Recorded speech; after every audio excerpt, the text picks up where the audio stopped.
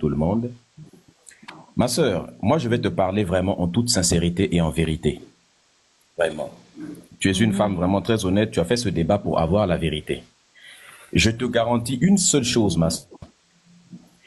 Dans ton débat, les chrétiens sont capables de démontrer par A plus B que l'islam est une fausse religion. Avec des preuves. Et ils ont raison. Les musulmans te donnent des preuves que le christianisme est une fausse religion. Et ils ont raison. Tout ce qu'ils te montrent, c'est vrai. Si les deux sont capables de démontrer chacun que la religion de l'autre, c'est la merde, quelle est la conclusion logique, ma sœur? Que les deux religions, c'est n'importe quoi.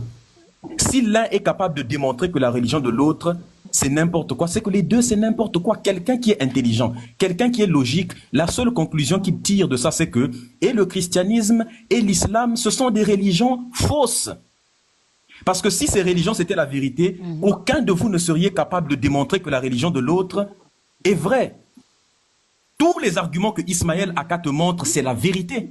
Tous les arguments que l'apôtre vient de te détailler, c'est la vérité. C'est ce que j'allais vous montrer. Si tu vas dans le livre de Lévitique, de Deutéronome et autres, Dieu autorise l'esclavage. Dieu autorise de coucher aussi avec les enfants dans le christianisme. Dieu autorise d'abuser les femmes dans le livre de Deutéronome. Dieu autorise toutes ces choses. Ma sœur, quelle est la vérité dans tout ça? Quelle est la vérité? La vérité, elle est simple. Les musulmans te disent que, ma sœur, il y en a qui disent même qu'ils ont le même Dieu. Ils te disent qu'on a le même Dieu. Et après, ils te disent qu'ils n'ont pas le même Dieu. Ma sœur, comment un seul Dieu? Les musulmans te disent que si tu n'acceptes pas le fameux La ilaha illallah Muhammad Rasulullah sallallahu alayhi wa sallam, si tu n'acceptes pas qu'il n'y a qu'un seul Dieu que Allah et que Mohammed est son seul messager et que Jésus, en fait, n'est que Issa, son prophète et qu'il n'est pas Dieu, n'a engendré personne. Parce que je te rappelle une chose. Pour un musulman, le plus grand blasphème, c'est de dire que, en tout cas l'un des plus grands blasphèmes, c'est de dire que Dieu a un enfant. Donc ça veut dire que le plus grand blasphème à l'islam, c'est le christianisme. Donc en fait, ils se renvoient la balle comme ça, les deux. Et ça ne sert absolument à rien. Depuis qu'ils font des débats interreligieux, est-ce que l'Afrique a évolué? Des jeunes qui passent leur temps à faire des débats interreligieux, je te lance des sourates, moi je te renvoie des versets, je te lance des sourates, je réponds avec des versets. Ça va développer l'Afrique comment? Regarde tout l'argent qu'il a gaspillé pour acheter des livres. Si c'était des livres de science, ce ne sont même pas des livres de science. Pas de livres de biologie, pas de livres de médecine, pas de livres d'anthropologie, pas de livres d'ingénierie, pas de livres de mécanique, des livres d'islam. En quoi ça va développer le continent, ça? Tous ces livres-là, et qui c'est qui s'est enrichi? C'est l'Arabie Saoudite. Parce que ces livres-là sont imprimés en Arabie Saoudite. Ce sont les Saoudiens qui le font, pour la plupart du temps, ou du moins les pays arabes. Il a enrichi les pays arabes. Qu'est-ce que les Arabes ont acheté qui sont produits en Afrique? L'islam nous a été amené en Afrique avec le sabre sur la main droite et le Coran sur la main gauche. Le christianisme nous a été apporté en Afrique avec le fusil sur la main droite et la Bible sur la main gauche. Les Arabes, les musulmans, les arabo-musulmans ont fait la colonisation et l'esclavage. Quand ils sont arrivés, ils ont ouvert vite des écoles coraniques parce qu'ils savaient qu'il faut aliéner les enfants depuis le bas âge. Les chrétiens sont venus, ils se sont dit, si on veut que cette colonisation dure pendant longtemps, en plus de fouetter les noirs, il faut après les fouetter, quand on les enchaîne, il faut leur lire des versets bibliques. Et nous nous retrouvons avec les nouveaux esclaves aujourd'hui, l'esclavage mental on appelle ça. On se retrouve avec des nouveaux esclaves qui sont là à lire les histoires des juifs, des chrétiens, l'occidentalisation de l'Afrique, et à lire les histoires des arabes. Que des ancêtres. Mathusalem, Matthieu, Abraham, ce sont les ancêtres des Juifs. Mohamed, Ibn Kathir, ce sont les ancêtres des Arabes. Ils prennent tous les noms des Occidentaux, ou bien les noms, en tout cas je parle des noms de famille, ils prennent tous les noms des Occidentaux, ils prennent tous les noms des Juifs. Pour de l'autre côté, ils prennent les noms des Arabes. Mais ils ne prennent plus les noms des Africains. Ils n'enseignent pas. Où est passé, avant que ces religions arrivent, qu'est-ce que l'Afrique pratiquait? Nous avions des grandes civilisations, ma sœur. On avait des grands empires. On avait une spiritualité qui était la plus grande de toutes. On vivait dans notre élément. On vient vous dire que les chrétiens viennent vous apprendre Dieu. Lorsqu'ils sont partis en Chine, ils sont partis dire aux Chinois, que nous, on vient vous apporter Jésus. Vous savez ce que les Chinois ont répondu? Les Chinois ont dit que repartez avec votre Jésus. Parce que nous, on existe depuis des millénaires. Mais votre Jésus n'est pas venu parler à un de nos ancêtres. Il va parler à des ancêtres juifs et à des ancêtres arabes. Il ne vient pas nous voir, c'est un manque de respect. Et c'est vous qu'il envoie pour venir nous parler de lui. Si on a vécu pendant des millénaires sans avoir besoin de votre Jésus et qu'on a eu des grands empires, c'est qu'on pourra continuer à vivre sans eux. Repartez. Ils sont repartés avec leur religion. Aujourd'hui, la Chine est la plus grande puissance et l'une des plus grandes puissances, du moins technologiques, politiques, économiques, dans tous les domaines du monde. L'Afrique a embrassé toutes les régions, toutes les religions. Nous sommes les derniers de la planète. C'est pourquoi Thomas Sankara disait que ni la Bible ni le Coran n'ont jamais réussi à réconcilier ni le riche ni le pauvre.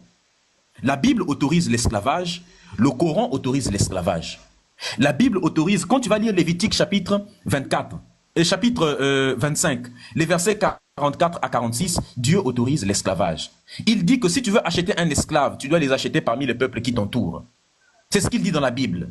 Et il vous ajoute que tu peux acheter les enfants des étrangers qui sont chez toi. Et ils seront tes esclaves à perpétuité. À perpétuité. Sans libération. Et il dit, tu pourras les léguer en héritage à tes enfants pour que eux aussi en aient la propriété. C'est ce qu'il dit. Dans Exode chapitre 21, les versets, depuis le verset 1 jusqu'au verset 7, d'ailleurs le verset 7 et 8 c'est même horrible. Dans le verset 7 et 8, dans Exode 21, Dieu il dit que si jamais tu vends ton enfant comme esclave, eh bien cet enfant-là ne doit pas sortir comme sortent les autres personnes. Ce que Dieu propose à la place, c'est qu'il dit que si tu vends ton enfant comme esclave, si elle refuse de coucher avec le monsieur avec qui il est, eh bien, ce type-là doit faciliter son rachat. C'est-à-dire qu'il doit le revendre moins cher. Mais les chrétiens, même dans le Nouveau Testament, parce qu'ils vont te dire, ça c'est l'ancienne alliance, ils ont une pirouette. Ouais, mais ça c'est l'ancienne alliance, c'était l'alliance faite avec les Juifs. Aujourd'hui, nous sommes nous sommes dans la nouvelle alliance. Donc, ils reconnaissent qu'à l'époque, leur Dieu a autorisé l'esclavage et ça ne les gêne pas. Ils disent, c'est l'ancienne alliance. Donc, parce que c'était l'ancienne alliance, c'est quelque chose de bien. Qu'est-ce qu'ils disent de 1 Pierre chapitre 2, versets 18 à 21, quand on dit que les esclaves soyez soumis? Parce que le vrai mot, c'est celui qui était utilisé en juif. Évade.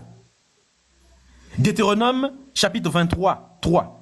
Là, ça parle plus des bâtards. Dans Éphésiens chapitre 6, versets 5 à 7, c'est la même chose. On vous dit, esclaves, soyez soumis à vos maîtres. Si nos ancêtres avaient écouté, ça veut dire qu'aujourd'hui, là, tu prends la même chose dans Tite chapitre 2, verset 9. 1 Timothée chapitre 6, verset 21. C'est la même chose.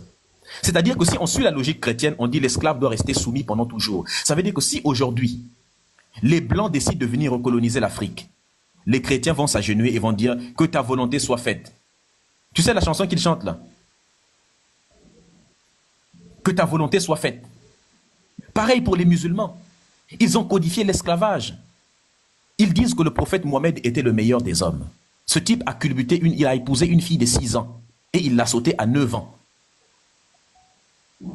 Et l'apôtre ne vous a pas montré une chose qu'il aurait même pu vous montrer, c'est ce qu'on appelle les tafsirs. Quand vous allez lire les tafsirs, allez taper juste Wikislam, vous tapez Wikislam, pédophilie islam, vous allez tomber sur les tafsirs d'Ibn Kathir, d'Ibn Tamiya, vous allez tomber sur tout. On va vous sortir les tafsirs. Les tafsirs sont les commentaires du Coran.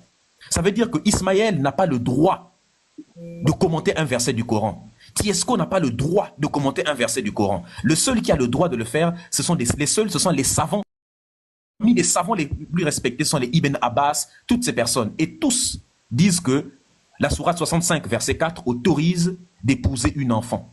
C'est pour ça au Yémen, c'est pour ça qu'en Afghanistan, c'est pour ça qu'en Arabie Saoudite, c'est pour ça que dans le sultanat d'Oman, dans tous ces pays-là, on retrouve en Inde, en Indonésie, chaque année, avant-hier que je te parle, là, il y a une fille qui est décédée en Indonésie par déchirure, parce qu'un musulman l'a épousée comme l'autorise la loi, et puis il a déchiré l'enfant de trou.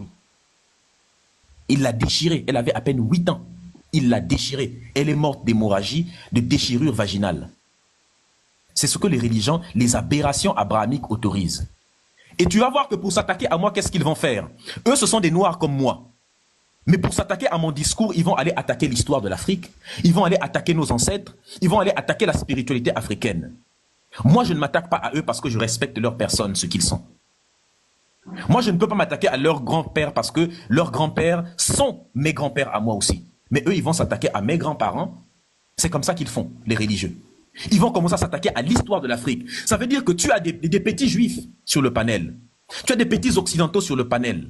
Tu as des petits arabes sur le panel. Le seul africain, c'est moi. Je suis un kémite. Je suis le seul et véritable africain sur ce panel. Parce que la seule et véritable colonisation, c'est la colonisation des esprits. Je suis un afrocentré. Je défends l'Afrique, je défends la culture africaine de toutes les invasions qui ont été faites. Les invasions coloniales. Et la plus grande colonisation, c'est celle des mentalités. Regardez des pays. Nous avons des jolis pays tels que la Côte d'Ivoire. Et qu'est-ce que tu vois? Des jeunes qui, au lieu d'aller travailler, sortent des baffles dans la rue et ils se battent à coups de sourates et à coups de versets. Ça nous apporte quoi en Afrique? Parce qu'ils sont en train de transformer la Côte d'Ivoire en véritable poudrière. Le pays va être profondément divisé